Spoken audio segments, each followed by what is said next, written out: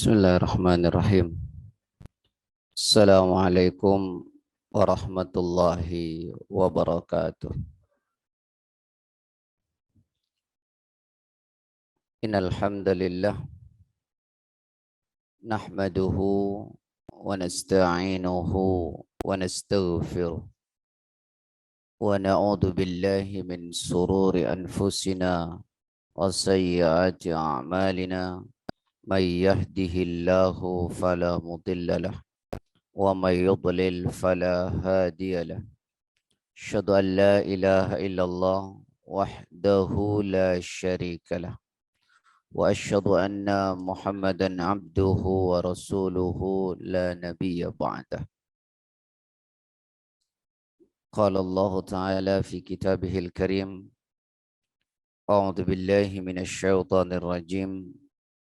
Ya ayyuhalladzina amanu la tulhikum amwalukum wala auladukum an dzikrillah wa may yaf'al dzalika fa ulaika humul khasirun.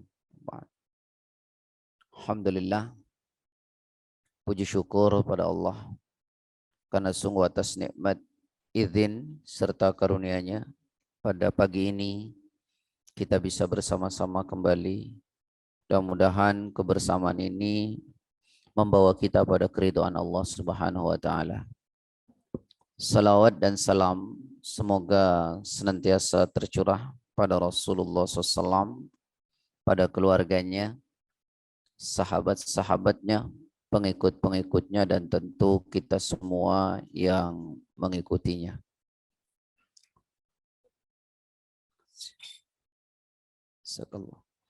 Bapak Ibu yang dirahmati oleh Allah, sebagaimana disepakati pada bulan lalu, kita di sini akan membahas kitab karya Abu Islam Ahmad bin Ali, ya, yaitu Perjalanan Menuju Akhirat. Sebenarnya judul aslinya adalah Dzikru Hadimil Laddat. Ya. Judul aslinya itu Dzikru Hadimil Laddat, mengingat saat-saat terputusnya segala kenikmatan. Ya. Kalau bisa ya, bukunya dibeli. Pengurus juga sedang order katanya. Ini bukunya Pak. Ada terjemahannya. Ya. Jadi kalau pegang panduannya enak nanti. Ya. Ini perjalanan menuju akhirat. Karena ini satu kepastian. Ya. Semua orang pasti akan mengalami ini. Tidak ada yang tidak. Saya ingin awali kajian kita ini. Saya akan buka dengan Quran pada surah Al-Baqarah, surah kedua, ayat ke-28. A'udzu billahi minasyaitonir rajim. Kaifa takfuruna billahi wa kuntum amwatan fa ahyaakum thumma yumitukum thumma yuhyikum thumma ilaihi turja'un. Kaifa takfuruna billah? Bagaimana kalian ingkar kepada Allah? Bagaimana kalian ingkar kepada Allah? Wa kuntum amwatan. Ya. Kata Allah, padahal kamu tadinya tidak ada. Kita semua ini tidak ada. Fa ahyakum.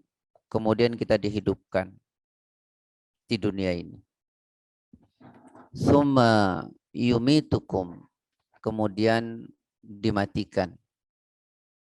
Tidak ada. Lalu kemudian kita hidup. Dan kemudian kita akan dimatikan. Selesaikah? Tidak. Tsumma yuhyikum. Kemudian akan dihidupkan kembali. Tsumma ilaihi turja'un. Kemudian kepadanya lah dikembalikan. Ini fase yang pasti akan dilewati oleh seluruh manusia. Tidak ada yang tidak. Baik dia yang beriman maupun yang tidak beriman. Mari kita coba pahami satu persatu. Bagaimana kalian ingkar kepada Allah? Mengapa kamu kafir kepada Allah? Wa kuntum amwatan. Padahal kamu tadinya tidak ada. Ini disebut dengan alam ajali. Kemudian fa'ahyakum. Kalian dihidupkan. Satu-satu. Kalian dihidupkan. Sekarang ini Pak. Di dunia. Pertama mesti kita tanya. Berapa lama kita hidup? Untuk apa kita hidup? Ini mesti kita tanya. Sama diri kita. Dan jawabannya nanti ada dalam Quran dan Sunnah. Yang pertama pertanyaan itu, berapa lama kalian hidup? Untuk menjawab ini, Allah sudah memberitahu kita pada Al-Quran, surah 23 Al-Mu'minun, ayat yang ke-112 sampai 115. Qala, kam labistum fil ardi adad sinin. Qalu, labithna yawman aw ba'da yawm. Fas'alil 'adin. Qala, illa labithtum illa qalila.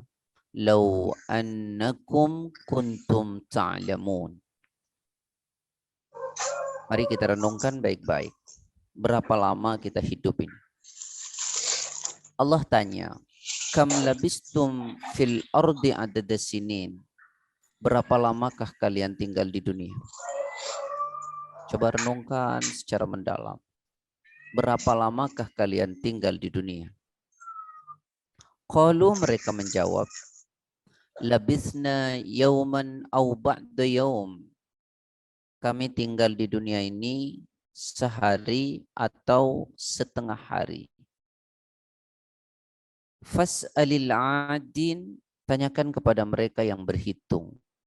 Yang katanya di dunia ini sehari atau setengah hari. Tanyakan, kata Allah, kepada mereka yang berhitung, yang katanya sehari atau setengah hari. Qala, Allah beritahu kita, illa bistum illa qalila. Akan tetapi kalian hidup di dunia itu hanya sedikit, sebentar. Artinya tidak sampai setengah hari. Lau annakum kuntum ta'lamun. Seandainya kalian ngerti. Kata Allah, kalau kita paham, sebenarnya kita di dunia ini tidak sampai setengah hari. Seandainya kalian ngerti. Tapi banyak di antara kita tidak mau tahu dan tidak mau ngerti bahwa hidup ini betapa singkatnya. Mari sedikit coba kita renungkan, bandingkan dengan akhirat. Saya hanya bicara kuantitas dulu ya. Saya tidak bicara soal kualitas hidup. Saya bicarakan kuantitasnya dulu. Kita coba bandingkan dengan akhirat. Untuk membandingkan, buka Al-Quran, surah 22 mundur, Al-Hajj ayat ke-47. وَيَسْتَعْجِلُونَكَ بِالْعَذَابِ وَلَنْ يُخْلِفَ اللَّهُ وَعْدَهُ إِنَّ يَوْمًا عِنْدَ رَبِّكَ كَأَلْفِ سَنَةٍ مِّمَّا تَعُدُّونَ.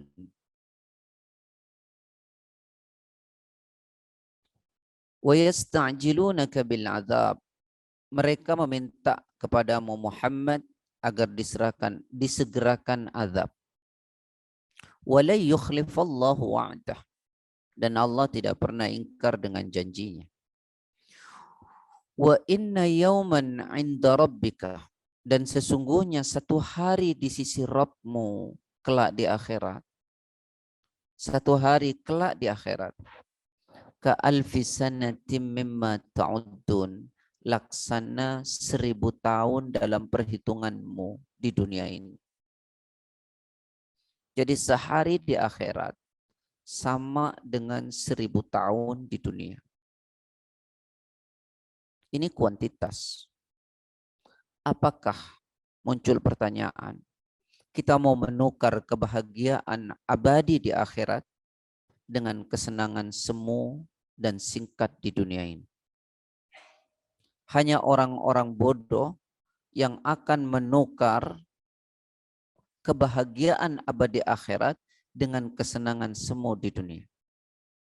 Jika dia cerdas, maka dia tidak akan mungkin menggadaikan kebahagiaan akhirat abadi dengan kesenangan dunia semu. Tidak mungkin. Maka pantas ketika seorang sahabat bertanya kepada Rasulullah, ada dua pertanyaan. Pertanyaan pertama begini, ayyul mu'minina afdal? Qala ahsanuhum khuluqa. Thumma ayyul mu'minina akyas? Aktsaruhum lil mauti dzikran wa ahsanuhum lima ba'dahu isti'dadan.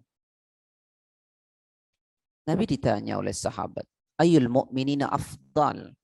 Ya Rasulullah, mukmin yang paling utama itu seperti apa?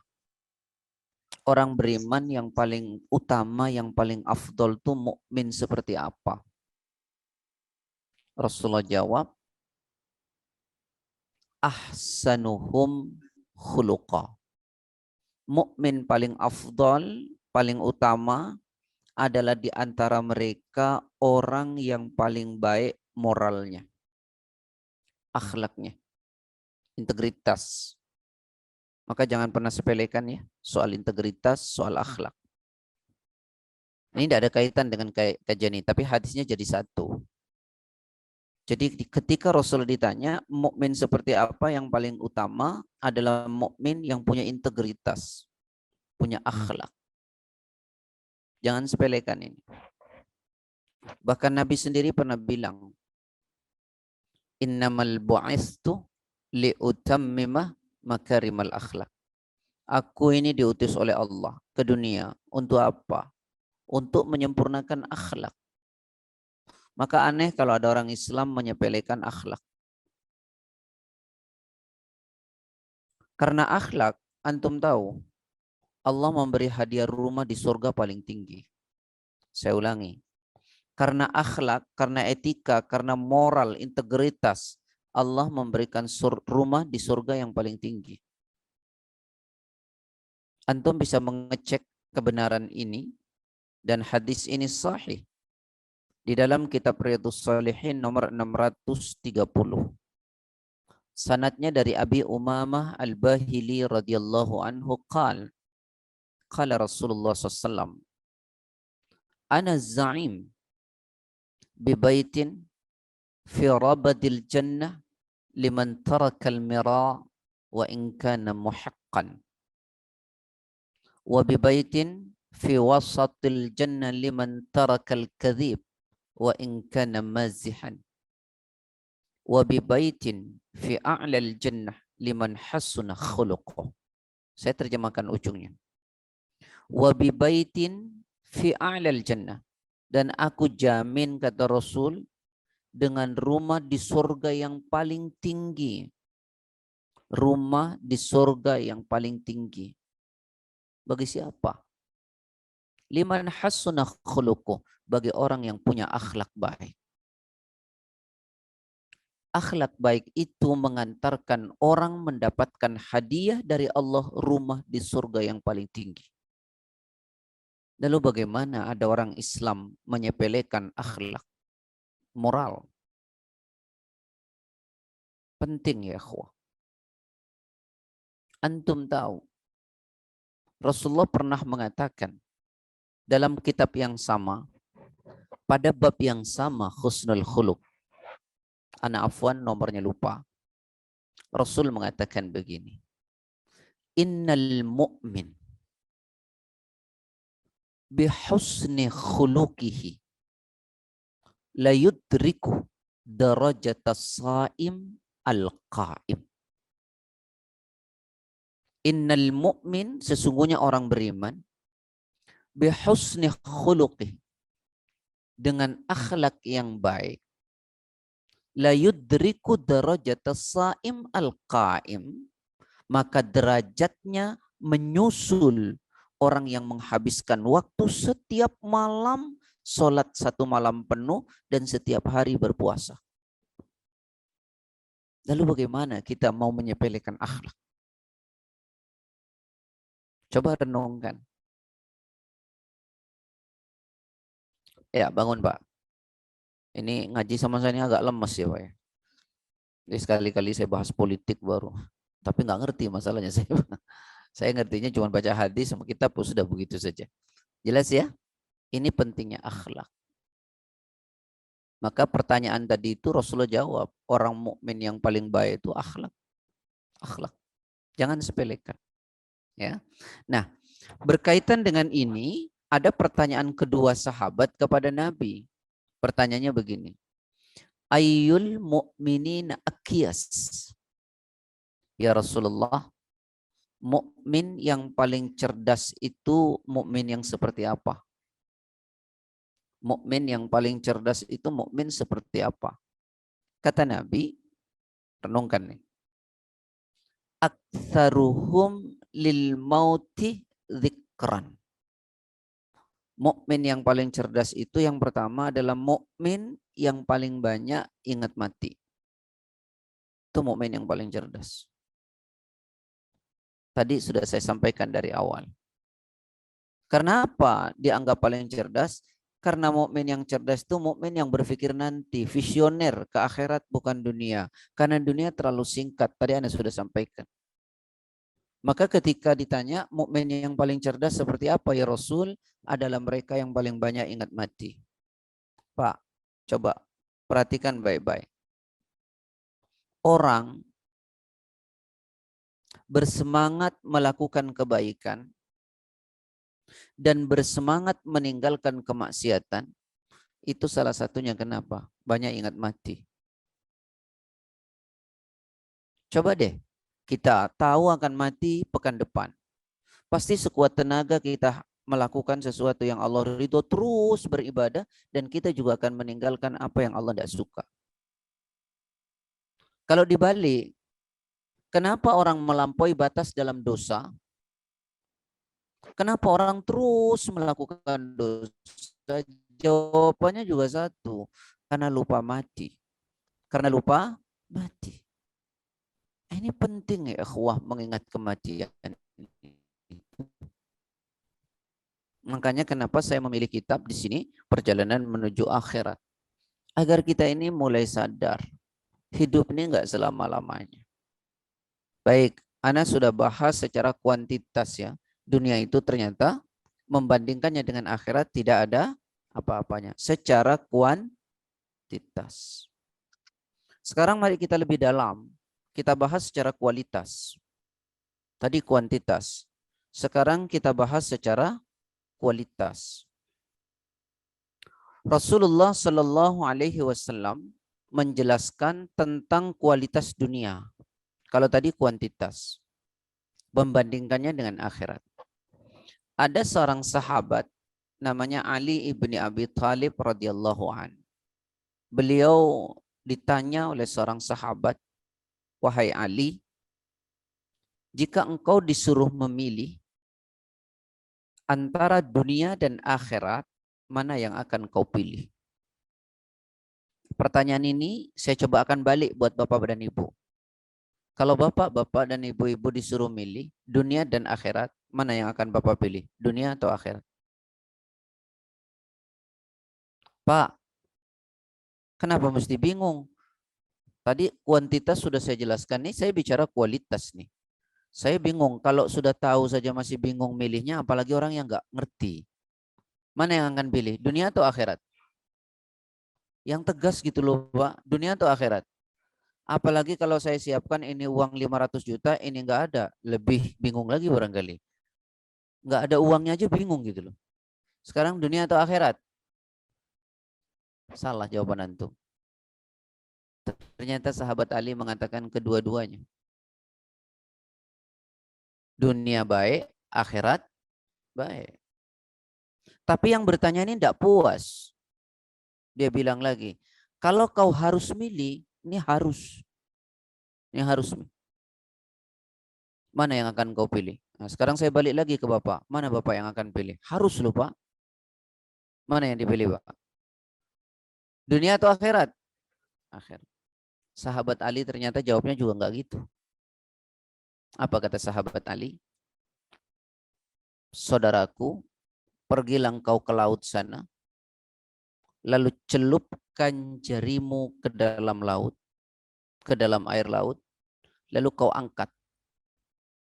Setelah kau angkat, lihat tetesan air dari jarimu. Itulah kehidupan dunia, sedangkan air yang terhampar di lautan itu adalah kehidupan akhirat. Sama aja ya. Hadis ini dari mana? Dari Mustawrid bin Syuddad radhiyallahu an. Rasul mengatakan, qala, "Mad dunya fil akhirah illa mithlu ma yaj'alu ahadukum usbu'ahu fil yam."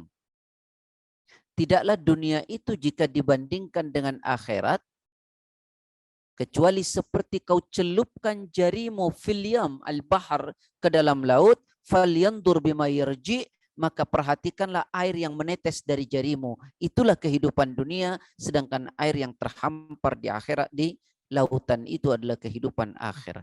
Maka sesungguhnya kalau mau membandingkan dunia dan akhirat secara kualitas, nggak ada apa-apanya dunia.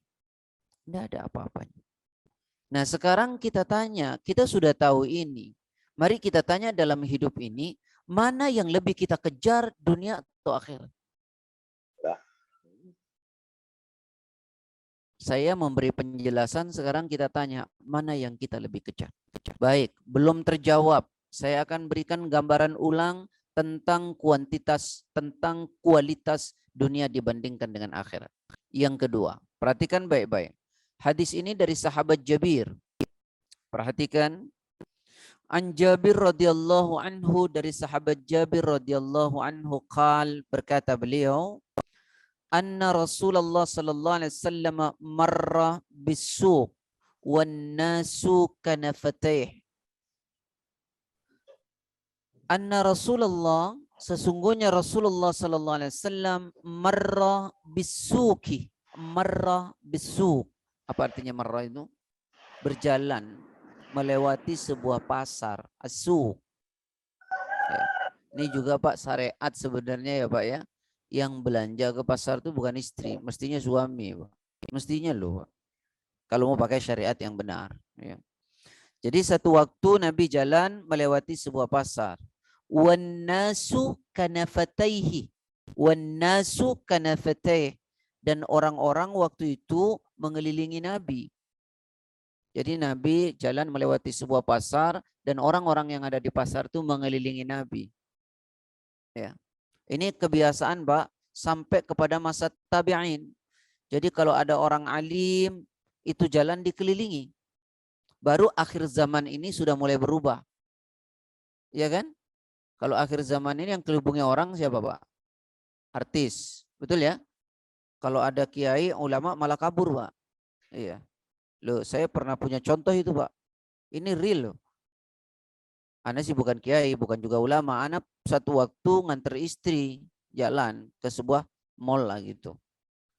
Terus Ana ketemu jemaah, Ana nggak ketemu sih. Jemaah itu lihat Ana, dia ngumpet malah Pak. Istri tanya, siapa Bi? Enggak, itu jemaah yang suka ngaji di sana. Kenapa dia ngumpet? Ana jelasin, biasanya kalau ngaji pakai jilbabnya panjang, sekarang pakai minimalis, jadi dia ngumpet gitu Pak.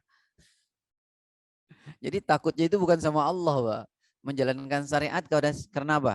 Karena manusia. Taib, saya mau ulangi. Marran nas anna Nabi sallallahu alaihi wasallam, Nabi Muhammad sallallahu alaihi wasallam marra bis-suq, beliau jalan melewati sebuah pasar. Wan nasu kanafatih, dan orang-orang semua mengelilingi Nabi. Lalu kemudian famarra bijiddiyin asak mayyit. Famarra, lalu Nabi kemudian melewati jiddiyin.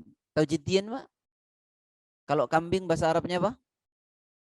Kambing ganam. Itu kambing besar. Kalau jiddiyin batibul namanya. Apa namanya? Baru 3 bulan tuh. Itu namanya jiddin.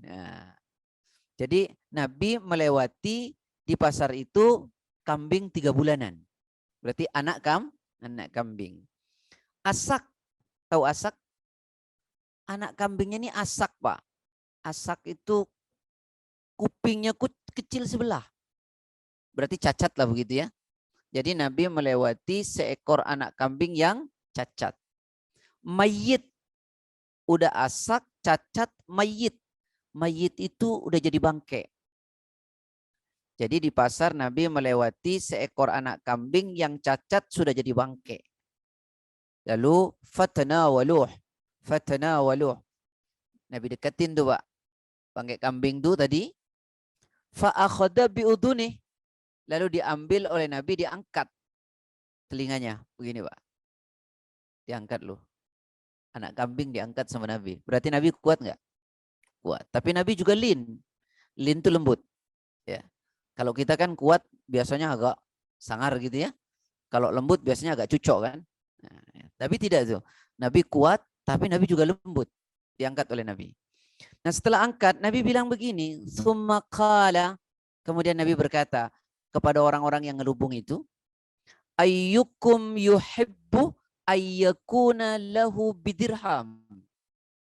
Kata Nabi, saudara-saudaraku, mau ndak kalian nih beli bangkek kambing nih seharga 1 dirham. Mau nggak beli? Mau ndak kalian beli? Maka kata sahabat, qalu faqalu, semua sahabat berkata, ma nuhibbu annahu lana bisyai'in wa ma nasna' bih. Kami tidak suka ya Rasulullah. Apa yang bisa kami perbuat dengan bangkek kambing? Apalagi sudah cacat. Kami tidak mau ya Rasulullah. Beli 1 dirham tidak mau. Apa yang bisa kami perbuat dengan bangkek kambing itu? Karena tidak ada yang mau. Thumma qala, Nabi berkata lagi. Atuhibbuna annahu lakum. Kalau kalian tidak mau, apakah kalian mau kalau bangkek kambing ini sekarang saya kasih cuma-cuma?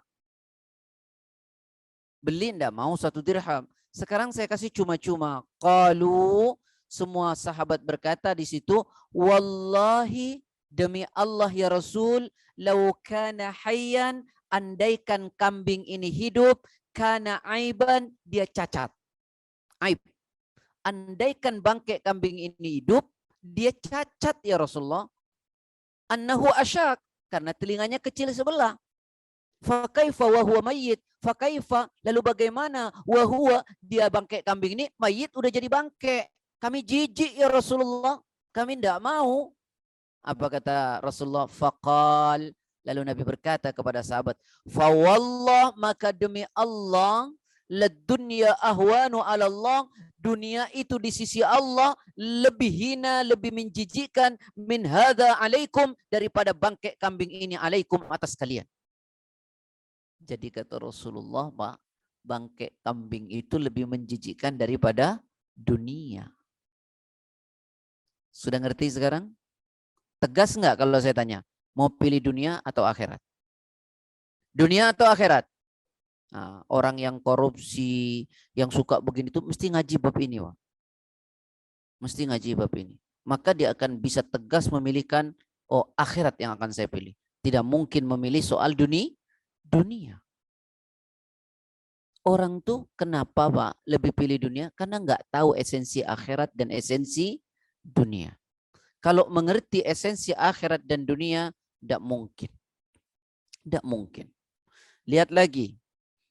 Rasulullah Sallallahu Alaihi Wasallam satu waktu mengutus seorang sahabat namanya Ibnu Jarrah. Siapa? Ibnu Jarrah. Diutus kemana? Ke Bahrain. Bahrain itu Pak dulu sudah berada dalam kuasa Islam. Pusat pemerintahannya di Madinah. Rasulullah ngutus Ibnu Jarrah ke Bahrain. Untuk apa? Ngurus jizyah. Jizyah itu apa? Pajak. Lu ada pajak dalam Islam? Ada. Jadi orang non-muslim itu ketika berada dalam kuasa Islam, maka dia wajib bayar pajak. Kalau yang muslim, dia wajib bayar zakat. Dan peristiwa ini pernah bergeser sepeninggal Rasulullah, lalu kemudian Abu Bakar yang berkuasa, orang-orang tidak mau bayar pajak, tidak mau bayar zakat. Sampai hampir terjadi perdebatan antara sahabat Umar dengan sahabat Abu Bakar. Karena sahabat Abu Bakar mengatakan perangi orang yang tidak bayar zakat. Kata Umar, bagaimana kita akan memerangi sesama Muslim? Tapi hebatnya justru Pak, hadisnya sendiri berjalur dari anaknya Umar, yaitu Abdullah. Bagaimana bunyinya? Amarona an uqatilan nas hatta yashhadu an la ilaha illallah wa anna Muhammadar Rasulullah wa aqamus salah wa ita'uz zakah fa idza fa'alu dzalika asamu minni dima'uhum wa amwaluhum illa bihaqqil Islam wa hisabuhum 'ala Allah taala. Aku diperintahkan oleh Allah untuk memerangi manusia sampai mereka mau bersyahadat. Siapa yang dimaksud orang kafir? Bukan. Yang dimaksud orang murtad. Orang Islam murtad, perangi sampai mereka mau bersyahadat kembali. Yang kedua, sampai mereka mau menegakkan salat. Karena ada orang-orang yang dia mengaku Islam tapi mengatakan salat tidak wajib. Perangi. Yang ketiga, siapa? Orang yang tidak mau bayar zakat. Perangi dia. Kalau dia Muslim. Tapi kata Rasulullah, faida fa'alu dzalik, kalau mereka sudah melakukan 3 hal, sudah syahadat, sudah salat, sudah zakat, asamu minni dima'uhum wa amwaluhum illa bihaqqil Islam. Maka harta dan darahnya tidak boleh sama sekali diganggu kecuali karena hak Islam. Hati-hati nih ya, orang kalau sudah syahadat, orang sudah salat, orang sudah zakat, harta dan darahnya tidak boleh diganggu, hartanya tidak boleh dirampas, darahnya tidak boleh dialirkan. Tidak boleh itu. Kecuali hak Islam. Apa hak Islam? Hak Islam itu harta ambil zakat. Khud min amwalihim. Kalau darah, 3 sebab. Kata Nabi, la yahillu damu mri'in muslimin yashhadu an la ilaha illallah wa anna Muhammad Rasulullah illa bi ihdas thalath. As-sayyibuz zani an-nafsu bin nafsi wat tariku lidini wal mufariq lil jamaah. Tak halal darahnya orang beriman, tidak boleh dibunuh kecuali 3. 1 di antara 3 sebab. Apa itu 1 di antara 3 sebab? Yang pertama, as-sayyibuz zani, dia punya suami, punya istri berzina, maka dia boleh dibunuh, maksudnya adalah dirajam. Itu pun melalui peradilan dan saksinya 4. Kalau tak ada saksi 4 tak boleh. Yang kedua, an-nafsu bin nafsi, orang yang membunuh dibunuh lagi. Namanya qisas. Tapi kalau dia dimaafkan, gugur, dia bayar diat 100 onta. Yang ketiga, wattariku lidini, dia meninggalkan agama, murtad. Dulu di Madinah orang murtad itu dibunuh. Maka mereka agar tidak dibunuh, pura-pura Islam, maka muncullah istilah munafik. Jelas sampai sini? Jelas? Jadi saya pesannya adalah di awal tadi, tolong perhatikan, orang kalau sudah sholat, orang sudah puas zakat, orang sudah syahadat, tidak boleh dibunuh. Kalau ada orang mengatakan, oh ini tidak pakai hukum Islam, dia kafir. Mohon maaf, ini paham Khawarij. Hati-hati itu dengan paham itu. Itu dulu pemimpinnya siapa? Itu orang-orang frustasi pasca perang Siffin yang dipelopori oleh Jaham bin Safwan. Orang yang hidupnya dulu di gurun-gurun. Itu orang-orang frustasi itu, Pak. Ya, jadi tidak boleh Islam memahami pemahaman Ahlus Sunnah wal Jamaah tidak demikian. Kalau dia mengatakan Ahlus Sunnah wal Jamaah. Baik, kembali ke tadi. Ya, jadi ikhwani wa ikhwati fillah, dunia itu tidak ada apa-apanya. Tidak ada apa-apanya. Nah, ketika Rasulullah mengutus Ibnu Jarrah ke Bahrain untuk ngurus pajak, maka di sini dijelaskan. Lalu kemudian pulang Ibnu Jarrah ke Madinah, bawa hasil pajak yang banyak. Pada saat sholat subuh semacam ini, Pak, saat sholat subuh semacam ini, sahabat berharap diberi oleh Rasulullah yang miskin-miskin. Lalu Rasulullah tersenyum. Nah, saat itulah Rasulullah kemudian menyampaikan kata Rasulullah begini. Perhatikan baik-baik. Fawallah, maka demi Allah kata Nabi, Mal faqru akhsha alaikum walakinni akhsha an tubsatud dunya kama busitat ala man kana qablakum fatanafasuha kama tanafasuha fatuhlikakum kama ahlakatum. Maka demi Allah kata Rasul, bukan miskin yang kutakutkan dari kalian, bukan sama sekali. Bukan miskin yang kutakutkan dari kalian. Walakinni akhsha alaikum, akan tetapi yang kutakutkan atas kalian, apa itu? Ketika dunia dibentangkan kepada kalian sebagaimana telah dibentangkan kepada orang dahulu, fatuhlikaku fatanafasuha kama tanafasuha. Lalu kalian berlomba-lomba untuk meraih dunia itu sebagaimana orang dulu berlomba-lomba untuk meraihnya, fatuhlikakum kama ahlakatum. Lalu dunia itu membinasakan kalian sebagaimana orang dulu dibinasakan oleh dunia. Tuh, hati-hati. Beginilah bahayanya dunia. Dan hari ini kita diperlihatkan orang karena dunia sikut kanan, sikut kiri. Karena dunia saling bunuh. Karena dunia orang tidak pernah kenal lagi ini boleh atau tidak boleh.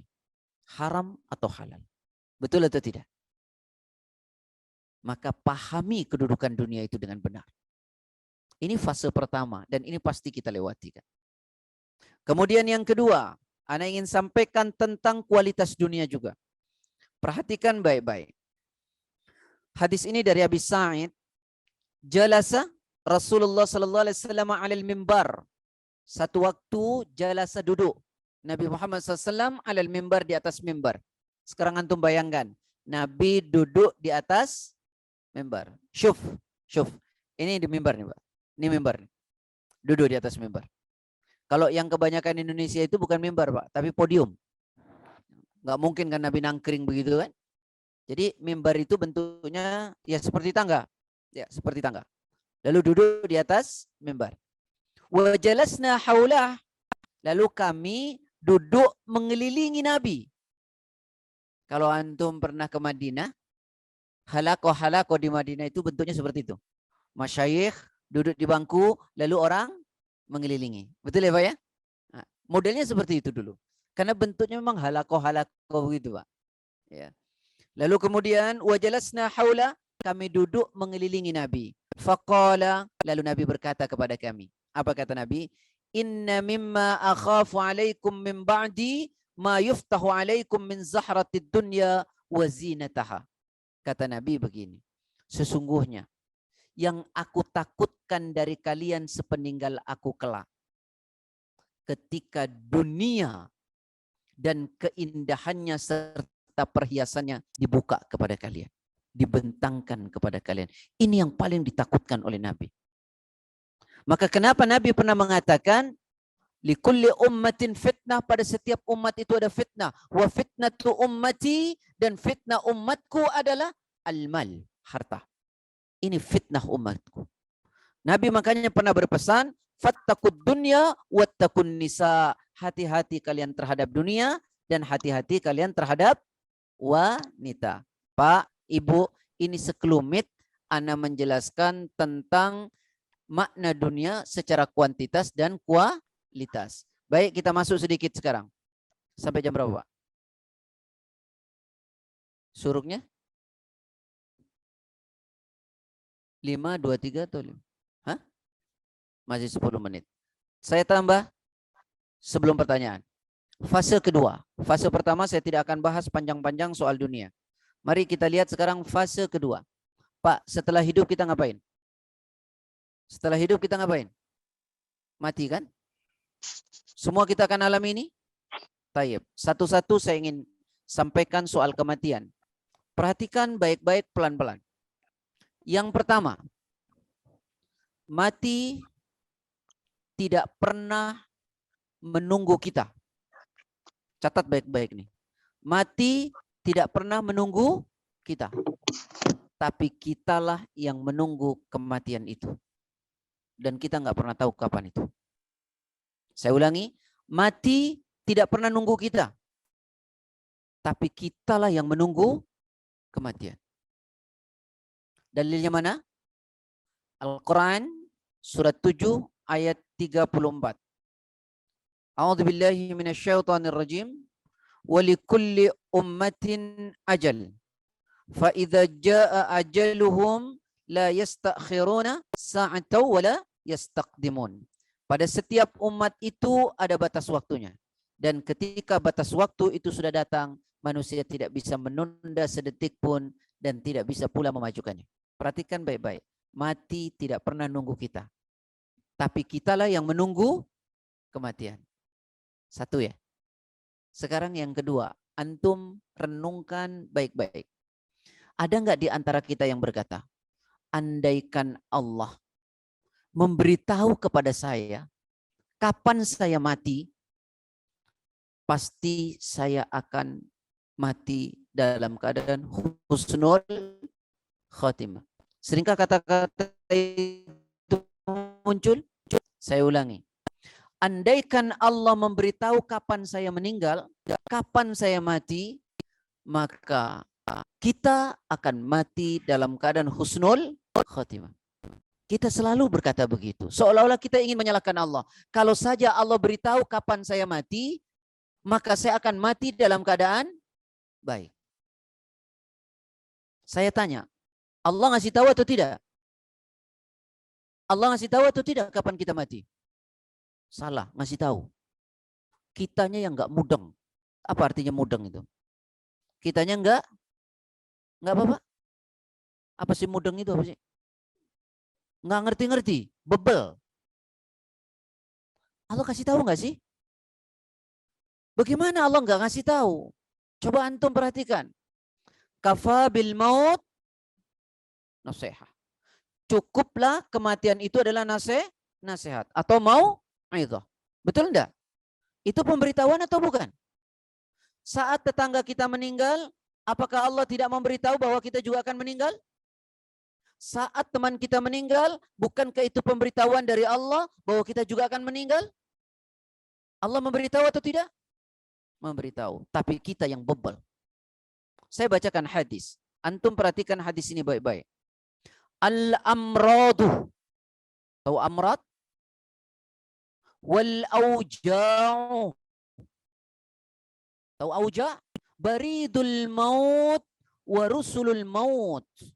Kata Nabi, al-amrad, penyakit-penyakit yang sudah mulai menghinggapi diri kita. Kaki sakit, ya penyakit-penyakit lah. Wal-auja, dan menurunnya fungsi-fungsi tubuh kita. Mata mulai berkurang fungsinya, telinga mulai berkurang, rambut sudah mulai putih, dan seterusnya. Kata Nabi apa itu? Baridul maut. Tahu barid? Barid itu artinya pengantar, Pak. Makanya kantor pos itu disebut sundukul barid. Pengantar kematian. Penyakit yang menghinggapi diri kita, menurunnya fungsi-fungsi tubuh kita, itu sebenarnya adalah pengantar kematian. Wa rusulul maut, dan utusan kematian. Bagaimana kita berkata Allah tidak memberitahu? Siapa mau bilang Allah nggak ngasih tahu? Penyakit yang menimpa diri kita, menurunnya fungsi-fungsi tubuh kita, itu pengantar kematian, dan itu adalah utusan kematian. Jadi Allah sudah ngasih tahu. Kitanya yang tidak mau tahu. Lalu kemudian, فَإِذَا حَانَ الْأَجَالِ, maka ketika kematian itu datang, فَإِذَا حَانَ الْأَجَالِ, maka ketika kematian datang, ata malakul maut binafsih, maka malaikat maut datang sendiri. Malaikat siapa namanya? Malaikat siapa namanya? Tolong jangan dikasih nama ya. Namanya malaikat maut. Datang sendiri. Waqala, lalu malaikat maut itu datang dan berkata kepada calon mayat ini, apa kata dia? Ayyuhal abdu, hai hamba. Kam khabar ba'du, sudah berapa banyak berita kematian yang datang kepadamu, tapi kamu nggak mau tahu. Kam khabar ba'd, sudah berapa banyak berita kematian yang datang kepadamu. Lihat tetanggamu meninggal, lihat sahabatmu meninggal, lihat saudaramu meninggal, lihat di sana meninggal. Itu berita kematian datang kepadamu sudah berapa banyak. Lalu kemudian, wa kam rasul ba'da rasul, dan berapa banyak pula utusan kematian yang telah datang kepadamu. Tuh rambutmu sudah putih, tuh jenggotmu sudah putih. Itu pengantar kematian, utusan kematian. Wa kam barid ba'da barid, sudah berapa banyak pengantar kematian itu. Tubuhmu sudah mulai sakit-sakitan. Wa ana khabar laisa ba'di khabar, kata malaikat, ana khabar laisa ba'di khabar, aku adalah berita terakhir, tidak ada lagi berita nanti setelah aku. Wa ana rasul laisa ba'di rasul, dan aku adalah utusan kematian terakhir, tak ada lagi nanti utusan setelah aku, kata malaikat. Lalu kemudian ajib rabbaka ta'ian, penuhi panggilanmu baik dalam keadaan sukarela atau makruhan, atau dalam keadaan terpaksa. Pasti aku cabut, mau kau sukarela mau tidak. Lalu kemudian fa idza qubida ruhuhu wa tusaruhu alaih, maka ketika nyawa dicabut, antum tahu diiringi oleh apa?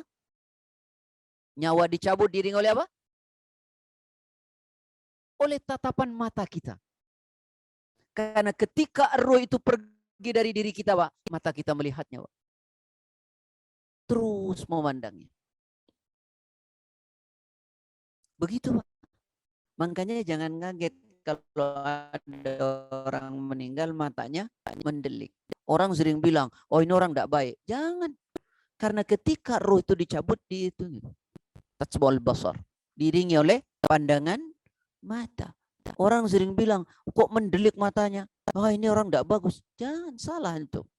Ketika roh itu pergi, diikuti oleh pandangan mata. Ya. Faida kubida ruhu wa tusaruh. Jadi ketika Pak, roh itu sudah dicabut, ya, dan berteriak orang-orang di sekitar kita, wa tusaruhu alaih, dan berteriak. Qala, malaikat berkata, ala man tusarrihu wa ala man tabkun, atas siapa kalian berteriak? Atas siapa kalian menangis? Biasanya kan begitu Pak ya.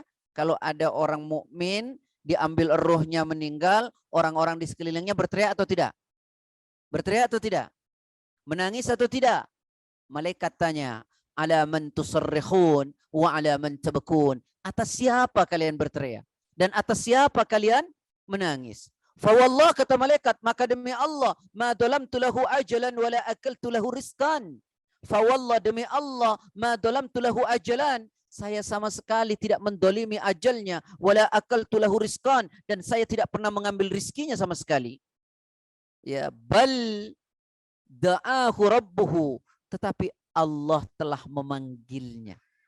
Falyabki al-baki, maka silahkanlah menangis wahai orang yang menangis, ala nafsi, tangisilah dirimu sendiri, katanya. Hei, menangis. Silahkan menangis engkau yang menangis karena ditinggal oleh saudaramu. Wahai orang yang menangis, tangisilah dirimu sendiri. Saya mau tanya, Pak. Ini agak melenceng sedikit. Boleh nggak sih orang nangis karena ditinggal orang yang dia cintai? Boleh nggak?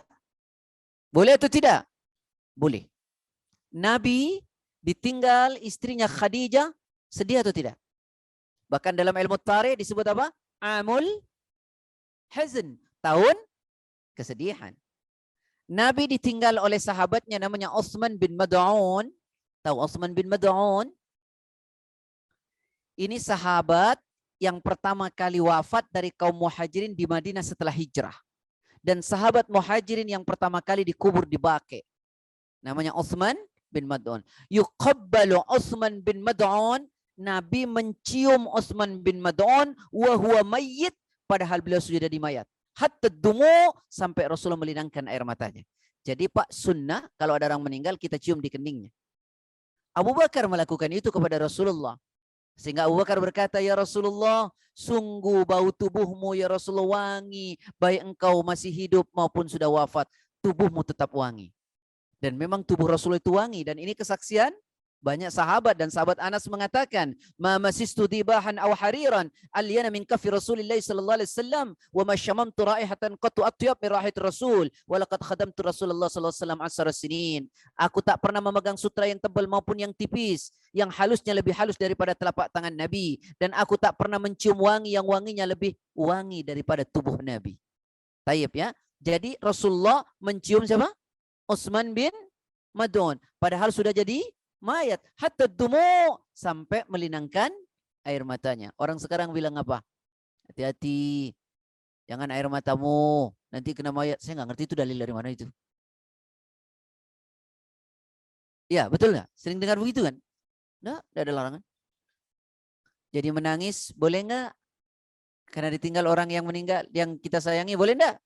Boleh. Ada seorang sahabat namanya Iyas bin tabi'in, Iyas bin Muawiyah. Ketika ibunya meninggal, nangisnya luar biasa, Pak. Padahal dia hafal Quran, ngerti hadis, ahli ibadah, tapi ketika ibunya meninggal, nangisnya luar biasa. Sedihnya luar biasa. Sehingga sahabat-sahabatnya bingung. Ini kenapa Iyas bin Muawiyah? Seperti orang tidak mengerti takdir. Seperti tidak mengerti agama. Sehingga sahabatnya bingung, dia tanya, wahai Iyas bin Muawiyah, kenapa keadaanmu demikian? Kau tak rela, kau tak ridho, kau tak ikhlas. Ibumu diambil oleh Allah. Apa jawaban Iyas bin Muawiyah? Kana li babani maftuhani ilal jannah wa ughliqa ahaduhuma. Kana li, tadinya aku punya babani, dua pintu, maftuhani, yang selalu terbuka, ilal jannah, yang akan mengantarkanku ke dalam surganya Allah, yaitu ibu dan bapakku adalah jalan dan pintu untuk mengantarkanku ke surganya Allah. Wa ughliqa ahaduhuma, tapi sekarang sudah terkunci satu, yaitu ibuku sudah tidak ada, karena itulah aku menangis. Jadi orang menangis itu ada alasan-alasannya. Jadi menangis karena orang yang dia cintai meninggal, boleh ya? Boleh atau tidak nih? Boleh. Nah, maka kata malaikat, "Falyabki al-baki ala nafsih." Tapi ini beda, Pak. Kata malaikat, silakanlah menangis orang yang menangis, tangisi dirimu sendiri. Tangisi dirimu sendiri. Fa innali fikum audatin wa audatin. Karena sesungguhnya kata malaikat, aku akan datang terus-menerus. Datang cabut nyawa. Hatta la abqa minkum ahadan, sampai tidak ada seorang pun di antara kalian yang menangis lagi. Karena nanti semua akan dicabut. Cuma nunggu giliran. Cuma nunggu giliran. Nah, kita semua akan meninggal tuh, Pak. Ya. Jadi kalau ditanya, Allah sudah ngasih tahu nggak kalau kita akan meninggal? Sudah ngasih tahu atau tidak? Yang nggak mau tahu itu hatinya mati. Lihat, ada seorang ulama besar namanya Ibrahim bin Idham di kota Basrah. Siapa namanya? Ibrahim bin Idham, asal kota Basrah. Basrah itu di mana? Irak. Beliau berjalan di sebuah pasar, dikelubungi orang, sama dengan tadi ceritanya tentang Nabi. Lalu ada seorang bertanya, "Ya Syekh, laqad qala Allah Ta'ala fi kitabih." Allah Ta'ala telah berfirman dalam Quran, "Ud'uni astajib lakum," fi suratil Ghafir, berdoalah engkau kepada aku, niscaya doamu aku terima. Lalu dia berkata, "Ya Syekh, laqad da'autullah mundu dahrin." Aku telah berdoa kepada Allah dalam waktu yang sangat panjang. Kenapa doa kami tidak diterima? Syekh berkata, "Ya ahlal Basra, hei penduduk kota Basra, matat qulubukum fi asyarati asya." Mati hati kalian disebabkan oleh 10 hal. Satu dari 10 itu, kata ulama ini, kalian ikut mengubur, takziah kepada saudara-saudara kalian yang meninggal, walam ta'tabiru bih, tapi kalian tidak pernah bisa mengambil pelajaran dari itu semua. Kalian datang takziah, kalian ikut mengubur, tapi kalian tidak bisa mengambil pelajaran ibrah dari itu semua. Bagaimana tidak? Coba sekarang. Orang tak bisa bedakan antara tahniah dan takziah. Betul atau tidak? Sama antara tahniah dan takziah. Bagaimana kita bisa mengambil pelajaran dari takziah? Wong takziah dianggap tahniah. Tahu bedanya, Pak? Oh, enggak ngerti rupanya. Takziah itu datang ke tempat orang yang sedang kesulitan, seperti orang meninggal. Kalau tahniah datang ke tempat orang yang sedang kriaan. Tahu kriaan? Orang nikahan begitu ya. Nah, itu namanya tahniah. Bapak datang ke tempat orang yang sedang kriaan, menikah, maka di situ makan-makan. Diundang orang untuk makan-makan. Itu namanya apa? Tahniah, bagi bahagia. Walaupun di Indonesia ditambah-tambahin lah, bawa amplop gitu ya. Sebenarnya kalau mau ikut syariah benar, Pak. Jadi orang datang ke tempat orang hajatan itu, ya makan aja, makan. Bahagia, itu bukan naruh amplop, bukan. Itu tahniah namanya. Tapi kita enggak disuruh naruh amplop ya, Pak ya. Sebenarnya sih enggak disuruh juga ya, Pak ya. Tapi mungkin nggak sih kalau nggak naruh uang dicatat ya Pak? Itu yang saya nggak ngerti. Udah gitu ditaruh, dicatat, nomornya dikasih lagi. Nah, ini kan kacau kita ini. Secara syariah enggak demikian, Pak. Jadi kalau antum mau ngadain, antum nikah gitu ya, undang orang, udah suruh makan-makan. Begitu. Nah, itu tahniah namanya. Kalau takziah, antum datang ke tempat orang susahan. Bukan antum makan di situ. Ini salah. Makanya kata Rasulullah, isna'u li ahli Ja'far tu'aman. Innahu atau musibah. Buatkan makanan buat keluarganya Ja'far. Karena keluarganya Ja'far sedang ditimpa musibah. Jangan datang ke tempat orang musibah, takziah makan-makan, ke tahniah makan-makan. Nggak ada bedanya. Gimana kita mau ngambil pelajaran? Oh, kita makan-makan di situ. Nah, itu masalahnya. Makanya kenapa dikatakan kalian datang ke tempat orang meninggal, tapi kalian tak pernah bisa mengambil pelajaran. Wong sama antara tahniah dan takziah. Ayo betul apa betul? Betul nggak nih? Berani nggak rubah? Nah itu ya. Ya. Coba sekarang, Aki, kita ikut mengubur. Gimana mau ngambil pelajaran? Di jalan aja ngebut-ngebut. Betul nggak? Kan harus buru-buru Ustaz. Oh betul, hadisnya ada. Ya Ali, salatul la yuakhirha, ada 3 hal tidak boleh kau tunda. Apa itu? Yang pertama as-salatu idza atat, salat kalau sudah datang tak boleh ditunda, cepat segerakan. Yang kedua wal aima idza wajadat kufan, anak perawan kalau sudah ada jodohnya cepat nikahkan. Yang ketiga wal janazatu idza hadarat, jenazah kalau sudah tiba. Jenazah kalau sudah tiba cepat. Maksudnya cepat apa? Cepat mandikan, kafani, salatkan, kebumikan, kuburkan. Ini aneh. Meninggal jam 2 siang. Ditunggu sampai besok dimandikan. Giliran ngubur dia buru-buruan. Apa ini? Ini nggak jelas. Ayo betul nggak? Ayo dong, mulai syariat kita pakai yang benar gitu. Karena kata Nabi gimana Pak? Kalau orang itu baik, kau cepat kuburkan, maka engkau telah mengantarkan dia menyegerakan mendapatkan kebaikannya. Kalau orang itu tak baik, sungguh berat kau menanggung bebannya. Ya, jadi 3 hal itu tidak boleh ditunda. Salat udah tiba, anak perawan ada jodoh, lalu kemudian yang ketiga apa tadi? Jenazah sudah tiba. 1 ya. Jadi meninggal tidak pernah menunggu kita, tapi kitalah yang menunggu kematian. Insyaallah, mudah-mudahan besok bukunya sudah dibahas ya. Ini belum dibahas ya. Barakallahu fikum. Assalamualaikum warahmatullahi wabarakatuh. Assalamualaikum warahmatullahi wabarakatuh. Jazakallah khairan kasiran kepada guru kita, Bapak Ustadz Wahid Rahman. Di antara jamaah yang hadir di sini, apakah ada pertanyaan? Kami persilahkan sebelum kami berikan pertanyaan dari teman-teman online. Ada Bapak? Atau saya bacakan terlebih dahulu. Ini dari Bapak Rahmat. Ustadz tadi dikatakan ada 3 yang boleh dibunuh. Prosesnya kalau untuk suami atau istri zina dan pelaku pembunuhan dilakukan melalui proses peradilan. Tapi bagaimana bagi yang murtad? Apakah dengan proses peradilan juga? Akhwani wa akhwati fillah yang dirahmati oleh Allah. Begini ya, agar jangan sampai ada persoalan pemahaman. Ada hukum Islam, Pak, yang bisa dilakukan secara personal. Salat, puasa, itu bisa dilakukan secara personal. Ada hukum yang tidak bisa dilakukan secara personal kecuali negara itu memang mengadopsi ini. Seperti apa? Qisas. Ya.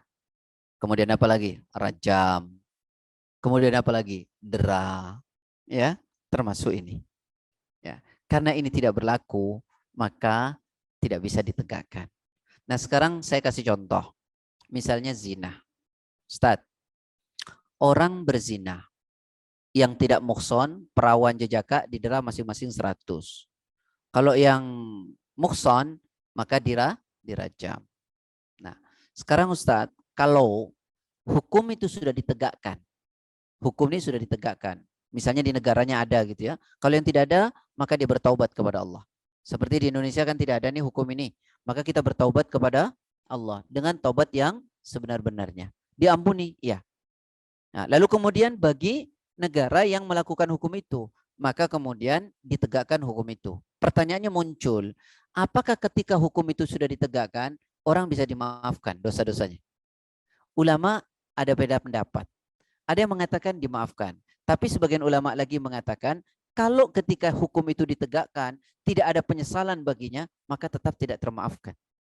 Tapi ketika hukum sudah ditegakkan dan ada penyesalan baginya, maka dimaafkan. Jadi saya mau katakan, ini yang melakukan adalah negara dan tidak bisa personal. Wallahu a'lam. Baik Pak Ustadz, dari kami Pak Ustadz. Kalau tadi kita sudah mendengarkan apa yang disampaikan Ustadz mengenai kualitas dunia terhadap akhirat. Nah ini bagaimana kalau ada istilah mencari dunia untuk akhirat? Seperti ini istilahnya benar atau tidak Ustadz? Atau apa yang harus dilakukan kalau kita bilang mencari dunia untuk akhirat? Akhi yang dirahmati oleh Allah. Kata-kata itu mari kita lihat dalam Al-Quran. Ya, surat 28 ayat 77. Wabtaghi fima ataka Allah daral akhirah wa la tansa nasibaka minad dunya wa ahsin kama ahsana Allah ilaik wa la tabghil fasad innallaha la yuhibbul mufsidin. Apa kata Allah? Carilah olehmu kebahagiaan akhirat dengan apa yang telah Allah anugerahkan kepadamu di dunia. Nah, itu kan sama, Pak, ya. Dan jangan lupakan bagianmu di dunia. Jadi kita mencari dunia untuk apa? Akhirat. Kenapa? Ad-dunya mazra'atun lil akhirat. Dunia ini ladang buat akhirat. Betul enggak? Bagaimana orang bisa zakat kalau tidak punya harta? Maka cari dunia ini untuk kebahagiaan akhirat.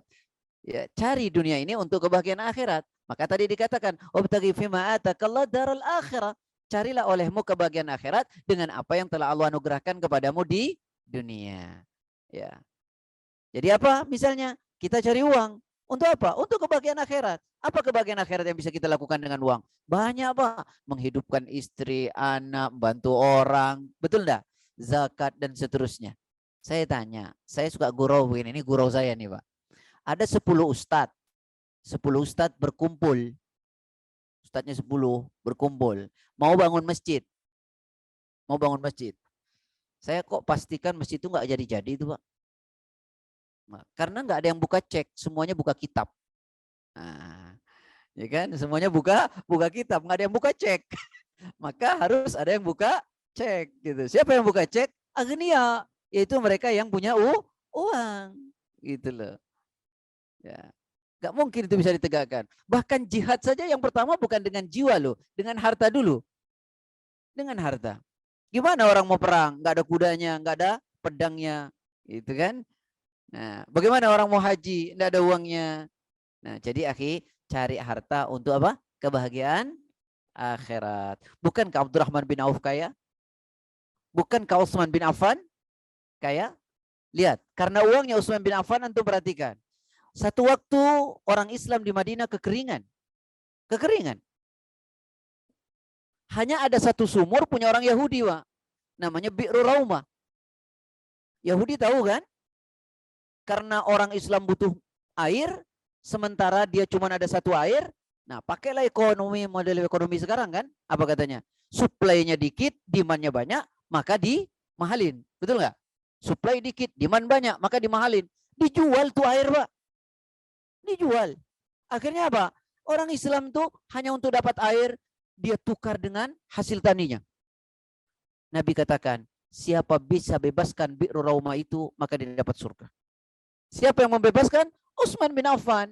Datang kepada Yahudi, Yahudi, saya mau beli sumurmu. Kata Yahudi, enggak, ini kesempatan saya dapat uang. Begitu kan? Tapi Utsman itu bukan cuma kaya, Pak, tapi negosiator ulung. Oh, negosiator ulung, bahasa anak ini enggak enak didengar ya. Negosiator ulung. Dia tawar, Pak, apa dia bilang katanya? Kalau kamu enggak mau jual, saya beli separuh deh. Kan itu cuma negosiator ulung yang bisa mikir, saya beli separuh. Gimana caranya sumur di paruh? Gini loh maksudnya, 2 hari untuk kau, 2 hari untuk aku. Begitu seterusnya. Kau dapat uang cash, kau masih bisa retail, kau masih bisa jual. Wah, keren kan? Keren nggak tuh, Pak? Keren. Kalau saya nggak kepikir itu, Pak. Oh, jadilah, Pak, harganya. Berapa? 20.000 dinar. Antum tahu 1 dinar berapa? 1 dinar berapa? Nah, itu dinar Dubai itu, Pak. Dinar. Dinar itu Pak, tahu nggak antum? 1 gram 25 mili dalam ilmu fikih. 1 dinar. 1 gram 25 mili. Ya Allah. 4 gram 25 mili. 4 gram 25 mili 1 dinar. Makanya orang kalau melakukan hubungan suami istri saat haidnya banyak, maka bidinarin. Dia tidak bisa taubat, dia kena kafarat 1 dinar. Kalau dia melakukannya di ujung-ujungnya setelah mau habis darahnya, binisfi dinar, yaitu setengah dinar. Ayo dulu yang pernah melakukan, hitung ya. Nah, jadi 4 gram 25 mili, 1 gram berapa sekarang? 1 juta lah ya. 4 juta berarti kan lebih kan? Bayangkan kali 20.000. Kalau nggak punya duit bagaimana cara membebaskan biru Roma itu? Nggak bisa ya akhi. Akhirnya dibayar, habis dibayar, Utsman keliling kota Madinah, ayo ambil air untuk 2 hari, cukup 2 hari, cukup 2 hari ya, karena itu jatah saya. 2 hari kemudian bukan punya saya lagi. 2 hari lagi baru begitu. Yahudi bingung, Pak. Apa kata Yahudi? Giliran waktunya Utsman, banyak orang yang ambil. Tapi giliran waktu saya, nggak ada yang ambil. Waktu Utsman gratis. Waktu dia dijual. Yahudi bilang, kalau gitu saya jual semua. Jual beli sudah selesai. Nah ini ikhwatal iman yang dirahmati oleh Allah ya. Jadi cari dunia untuk kepentingan apa? Akhirat. Ana mau tanya deh, hal sederhana aja. Antum kalau mau masuk ke masjid pakai baju yang bagus nggak? Sembarangan nggak boleh. Quran surat 7 ayat 31. Khudhu anni mana sikap. Ya Allah Rabbi. Ya Bani Adam. Ya. Khudhu zinatakum inda kulli masjid. Pakai pakaian yang bagus. Yang bagus ke masjid itu. Pakai pakaian yang bagus. Gimana mau pakai bagus kalau kita nggak punya uang? Nah gitu ya. Bagaimana kita bisa bantu orang kalau kita nggak punya uang? Nah gitu ya. Jadi akhi cari uang untuk kepentingan akhirat. Wallahu a'lam.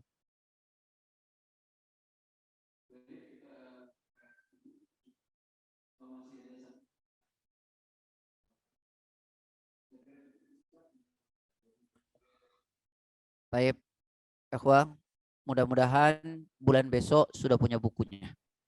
Jadi nanti kalau nggak ada bukunya nggak dibahas-bahas, Pak. Jadi mandek di sini aja nih. Ya, Baik. coba diniatkan ya mau ngajinya diniatkan beli bukunya. Sehingga nanti sistematis mudah-mudahan setahun gelar. Ya, benar dari Allah, salah dari anak. Assalamualaikum warahmatullahi wabarakatuh. Waalaikumsalam warahmatullahi wabarakatuh. Jazakallah khairan katsiran sekali lagi pada guru kita Bapak Ustadz Wahid Rahman, pada para jamaah yang hadir di masjid juga pada jamaah yang hadir online. Jazakallah khairan katsiran atas kehadirannya. Assalamualaikum warahmatullahi wabarakatuh.